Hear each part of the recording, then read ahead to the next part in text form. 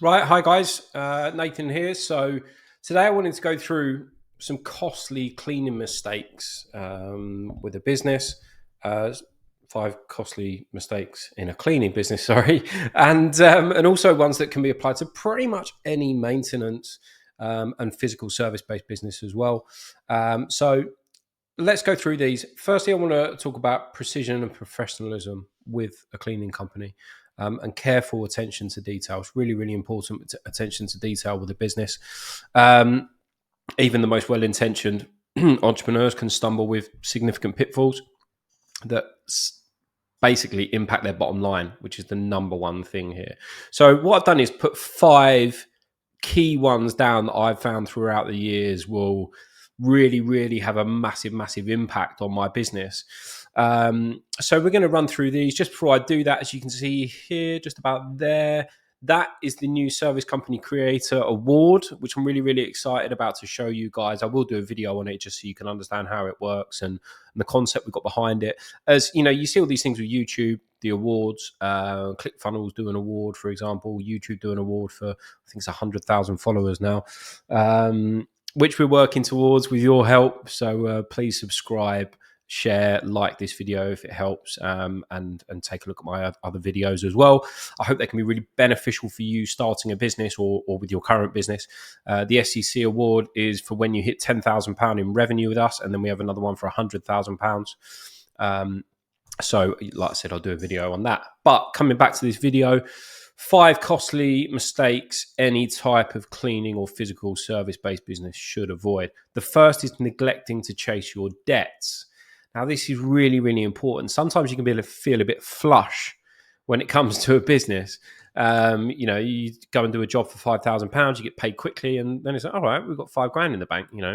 Let's let the age debt roll up, and we're not too concerned about chasing our debts. And then suddenly that 5 grand goes, and you're like, shit, I need to get some money in quickly. So it's one of the most common oversights, especially in the cleaning industry, actually, that I've most noticed it, because you can do a big job. I'm a sucker for it. I've done some big jobs in the past. I never forget like getting paid for when we done Wimbledon, and we had £75,000 just hit the bank. And then next minute, our age debt just increased and increased and increased because we weren't chasing debts because we didn't need the money.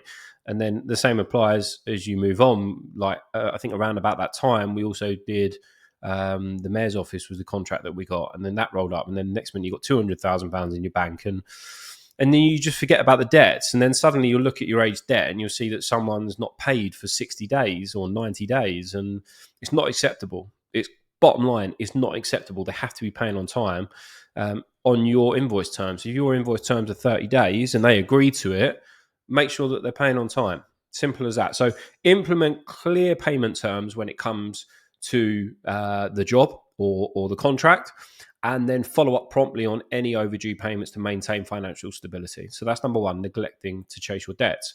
Now, the second one that kind of rolls into this is allowing clients to actually delay their payments.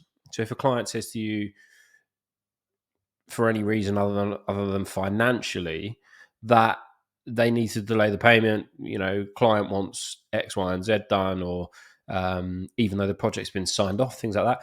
Financial difficulties are a little bit different, and they're more of a worry as well, because if the business is going under, I'm sure you've all heard the story of me getting turned over £40,000 by a contractor when they went into liquidation. Again, I'll do a video on that to explain what happened there. But allowing them to delay payments for anything other than financial problems, just don't do it. Bottom line, don't do it. Even if you've got a really good relationship with some of these contractors, there's no reason why they shouldn't be paying on time. They know your payment terms. They knew when at the start of the job what your payment terms are going to be. So make sure they do it. So a strong relationship with your clients is essential here, because to make sure they do pay on time. Equally, it's really, really important to enforce timely payment. So if your payment terms are set at 30 days, make sure people are paying at 30 days. Anyone has late payment problems, then address them as quick as possible, because it can compromise your business's financial health. So number two, allowing clients to delay payments, just completely avoid it at all costs where possible. Number 3 is foregoing documentation of completed work. Now, again, this has bitten me in the backside a number of times.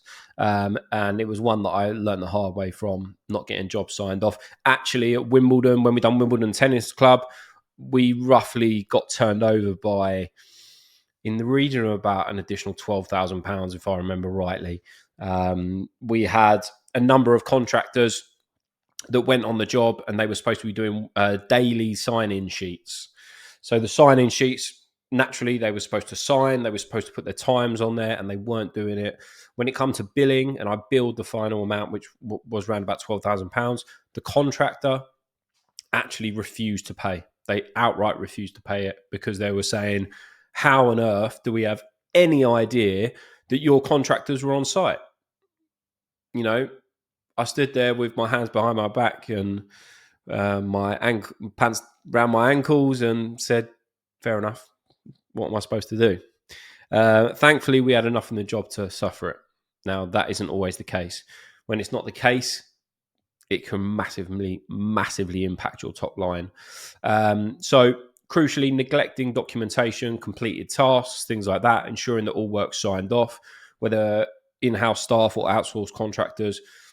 Make sure everything's documented thoroughly, and you will avoid these potential disputes and, you know, maintain accountability moving forward. Okay, so foregoing documentation of completed work is number 3. Number 4, lack of visual documentation. Now, this is, again, kind of rolls into it, but it's really, really important to duplicate because it's slightly different when you incorporate the likes of photos and videos of the completed work as well. So it's not just all about documentation, it's about visual documentation as well. Photos, videos, things like that prove that the job was done correctly. Even a video of you walking around with the site manager at the end of the job, just doing a quick video saying, this is what we've done here, X, Y, and Z has been done correctly. Are there any problems? Site manager says no. You literally have proof on tape that there's no problem with the job being done well. It's a really, really powerful marketing tool as well. Just bear that in mind. I always say to the guys on the program, photos, videos, upload them to your website, create blogs around them, things like that. So number 4, lack of visual documentation as well. Your photos, your videos, things like that, that prove that it was all done correctly. Excuse my Quidditch cup. Something my sister got for me a few years ago. And finally, number 5, overlooking legalities and contractual obligations. Now, again, I'm a sucker for it. I've been done on this before. Not looking into a contract properly or realizing that I've underpriced when there was something on the contract that I completely didn't even look at, to be perfectly honest with you. Legal side of things as well, that can be really, really troubling and tarnish your reputation moving forward as well. If you have a contract in place, even if the contract's with your outsourced contractor, make sure that contract's tied in properly as well. Make it concise and legally binding. Really, really important. You can seek legal advice on this. Obviously, on the program, we have all the contracts and everything like that all ready to go with regulations and industry standards. Again, really important. Something to bear in mind is to look at local regulations as well. Sometimes your local area will have certain regulations on, you know, working with MUPE access, for example, or loud noise regulations, or, you know, starting work after 8 a.m., things like that. These are things that if your contractor says, I want to do a night shift, and legally they're not allowed to, then again, bear it in mind moving forward. So that was number 5, overlooking legalities and contractual obligations. Now, I just made a final note here. By sidestepping these type of pitfalls, any type of cleaning business, physical service business, this can completely fortify their operations and enhance their reputation within the industry, because you don't want people finding out that specialist access services, missed a massive part of their contract the other week and now they're not getting paid for it. So implementing clear payment structure is going to avoid the first 2. Meticulous documentation and commitment to legal compliance. This isn't only going to safeguard your business, but also foster sustained growth and success as well. Really, really important. So just a short video, guys, here. 5 really, really key points to avoid with your new business or your current business. Any type of physical services business, this completely applies to all of them without fail. So as always, guys, drop us a comment if you want any questions answered on this. I'll be answering them personally. At the same time, you want to speak to myself or my team, book in a call with us. We'll see if we can help. Thanks very much for watching, and I will see you on the next video.